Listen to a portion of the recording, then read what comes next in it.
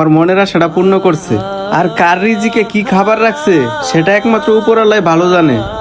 বুঝলাম না জীবন 2 দিন পর পর ফিরেতে খালি মানুষের ডাইকা ডাইকা না খাওয়া, আসলে ওর উদ্দেশ্যটা কি?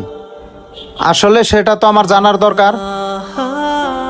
আচ্ছা, আমি ওর কাছে একটু যাই জিজ্ঞাসা করি আসলে বিষয়টা কি। যাই হোক, এখন তুমি এই মুরগির মাংসটা দিয়া ভাতগুলা খেয়ে নাও।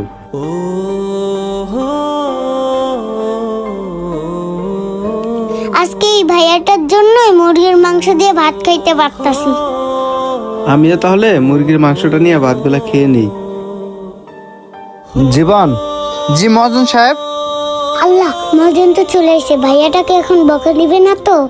আচ্ছা জীবন, তুমি একটা কথা বলো তো, 2 দিন পর পর তুমি রাস্তা থেকে লোক ধরে এনে তুমি এখানে খাওয়াও, আবার দেখি এখানে বসায় বসায় অনেক লোকেরা খাওয়াও, আসলে তোমার উদ্দেশ্যটা কি বলো তো? আসলে মহাজন সাহেব, আমি যখন খাবার দিতে আসি তখন আমি তাদের সামনে দাঁড়িয়ে অনেক কিছু শুনতে পারি। তখন তাদের ওইসব কথা শুনে আমার অনেক কষ্ট লাগে। তাই মহাজন সাহেব, তাদেরকে আমি কখনো মুরগির মাংস দিয়ে ভাত দেই, কিংবা কখনো গরুর মাংস দিয়ে ভাত দেই। কিন্তু জীবন, তুমি যে কয় টাকা বেতন পাও সে অর্ধেক টাকা তো তোমার বেতন থেকে কাটা যায় তাদের জন্য। তুমি যে ওদেরকে খাওয়াচ্ছ, আমি কিন্তু মাস শেষে তোমার বেতন থেকে কেটে নিব। সমস্যা নেই মহাজন সাহেব, আপনি বেতন থেকেই কেটে রাখেন। কিন্তু মহাজন সাহেব, এটা সত্যি, আমি ওদেরকে এভাবে খাওয়ায় যে শান্তিটা পাই, সেই শান্তিটা আমি কোনো কাজের ভিতরেই খুঁজে পাই না।